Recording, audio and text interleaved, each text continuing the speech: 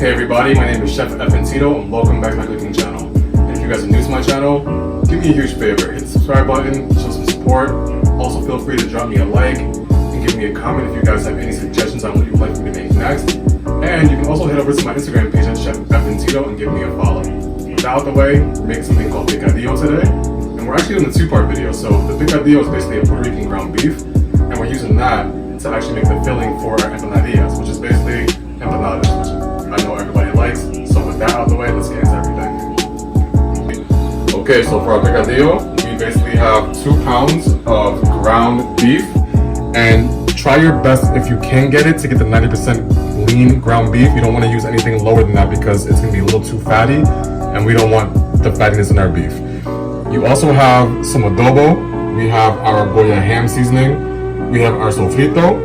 We have about 4 cloves of garlic. We also have our Sazon Goya, oregano, some cumin, our turmeric, and we also have about 15 green olives of pimientos sliced. We also have our tomato sauce, and we have about a 1/4 cup of water for later.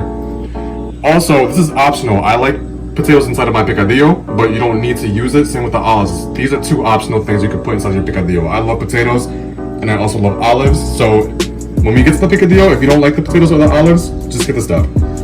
We also have our cilantro, which will be for last. And of course, when we get to our empanadillas, we have our discs. This is the Goya brand. You can make it from scratch, but for this video, we're gonna just be using the Goya brand discs for the empanadillas. So let's get started with everything. Okay, so the first thing we're gonna do is take our oil and we're gonna just coat the bottom of our pot. Don't use too much. Again, just enough to coat your pot. And we're gonna add our 2 pounds of ground beef. Right now my stove's on a medium-high heat. We'll put those 2 pounds of ground beef inside and we're gonna just break it up.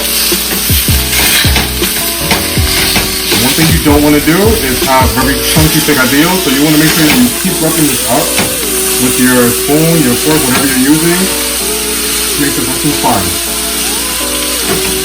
So with that, we're going to come back and we'll show you how it looks when everything is nice and brown.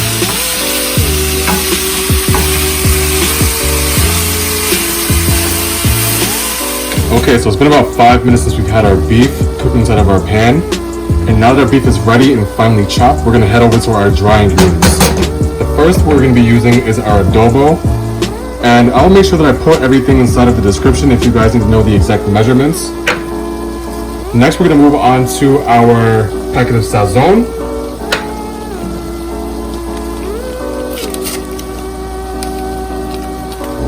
And we're gonna mix that all together.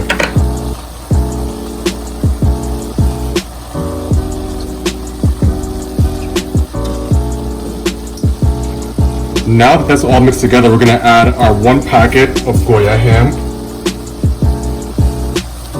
And we'll mix that in with everything else that we have going on so far.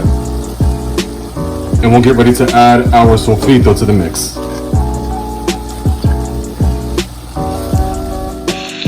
Okay, so we have about 3 tablespoons of our Sofrito that we're gonna add into our picadillo.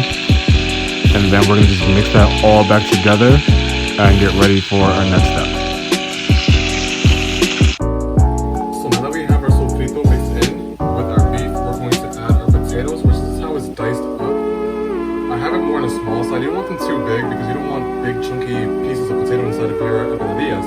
So you want them pretty much about this size. And it also helps with cooking them faster inside of our beef mix. So we're gonna throw that in there, and if you don't want it, it'll just get this whole stuff together. So we'll mix that in.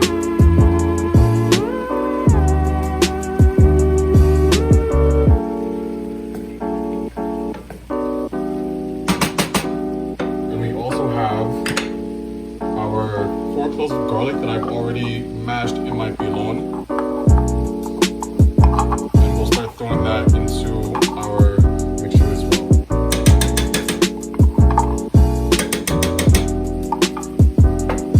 Let's give it a good stir.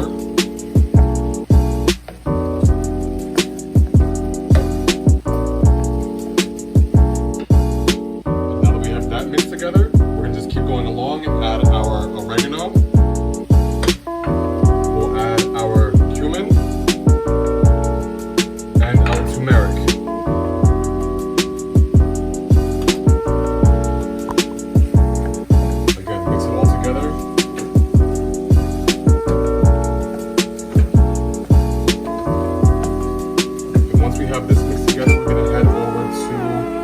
our olives. So for you guys that don't like olives, you can just skip this and move on to the tomato sauce. But if you do like the olives, I have about 15 of them sliced already. If you're serving this with white rice, you can actually leave them whole. But with the picadillo for our empanadillas, I like to slice them so you're not biting some whole olives, which can be a little unpleasant. So we'll throw that in there. Mix it all back together. And if you guys are cooking with me right now, I'm sure you already can smell the flavors coming out of this. My entire kitchen right now is smelling amazing. I'm sure yours is too. So we put that together. Sorry for the bang with my spoon, but I want to make sure I got everything off my spoon. We're going to add in our can of tomato sauce.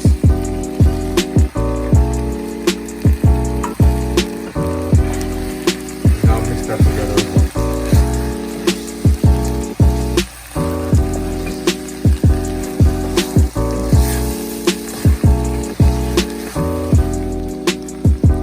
So now that we have all of our dry ingredients and of course the tomato sauce mixed in together, we're going to add about 1/4 of water into everything.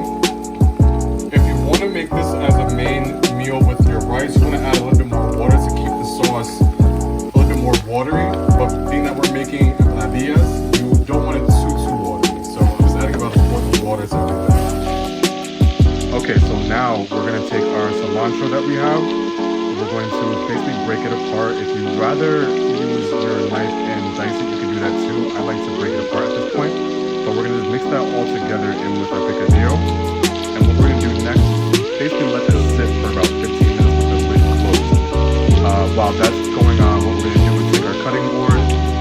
We're going to put some flour on our cutting board and get ready to add this picadillo to our discs.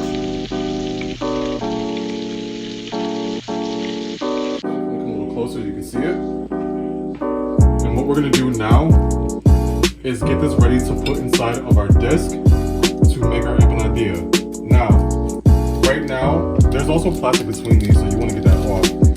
But what I did was take a little bit of flour and put it at the bottom of my cutting board. If you guys are using a plate, whatever you're using, just make sure you have some flour and you have it at the bottom before you put these discs on top because they will stick a little bit. So we're going to put some beef inside of here.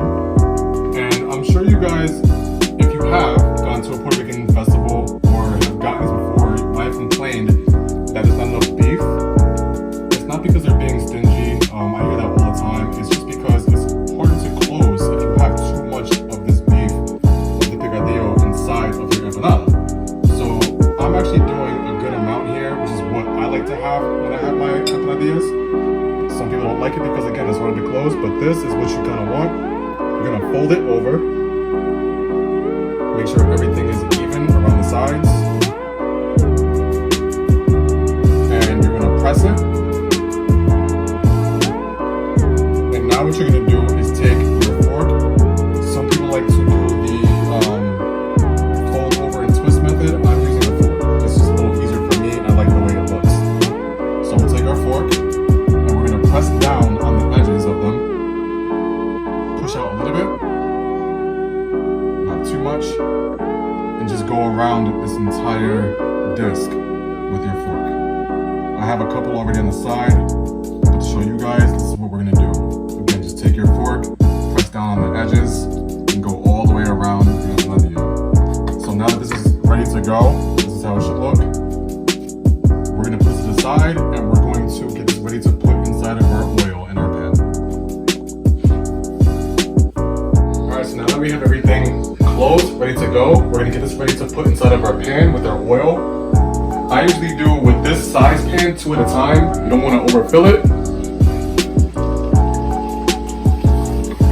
And we're basically going to let this cook for about 2 to 3 minutes, basically until you see the bubbles on the disc itself and until they're nice and golden.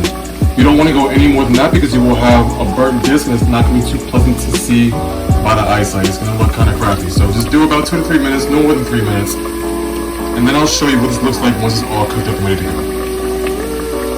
Alright everyone, so our empanadillas are ready. This is how it should look once everything is done. If you want to come a little closer, you can take a look. It has a beautiful golden brown color on it.